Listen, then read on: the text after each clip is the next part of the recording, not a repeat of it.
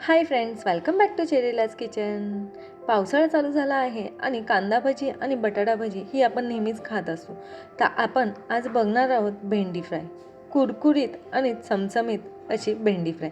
तर चला वेळ न वाया घालवता रेसिपीला स्टार्ट करूया. त्याआधी चॅनलला सबस्क्राईब केले नसेल तर सबस्क्राईब करा आणि बेल आयकॉनला क्लिक करायला विसरू नका.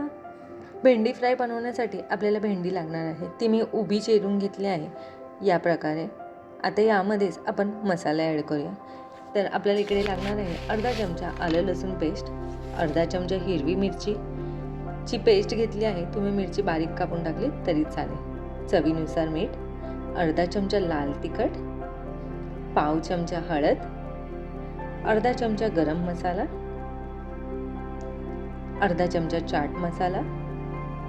चाट मसाला नसेल तर तुम्ही इकडे आमचूर पावडरचा वापर केला तरी चालेल. अर्धा चमचा धने पावडर आणि हा सर्व मसाला आपण व्यवस्थित भेंडीला लावून घेऊया.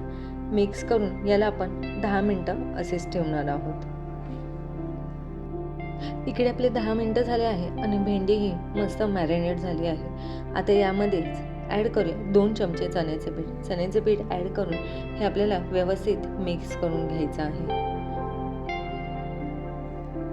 तर इकडे आपले पूर्ण भेंडीला चण्याचे पीठ लागले आहे. आता आपण डीप फ्राय करूया. डीप फ्राय करण्यासाठी मी ते तेल तापतच ठेवलं होतं. तेलही आपले गरम झाले आहे. खूप जास्त गरम नाही करायचं आहे, मीडियम असे गरम करायचं आहे. आणि सर्व भेंडी आपण यामध्ये एक एक बॅच करून तळून घेणार आहे. तर मी यामध्ये थोडी भेंडी घातली आहे. आता ही भेंडी स्टार्टिंगला अशीच ठेवायची आहे. जोपर्यंत तिची एक साईड तळून होत नाही तोपर्यंत आपण तिला हलवणार नाही.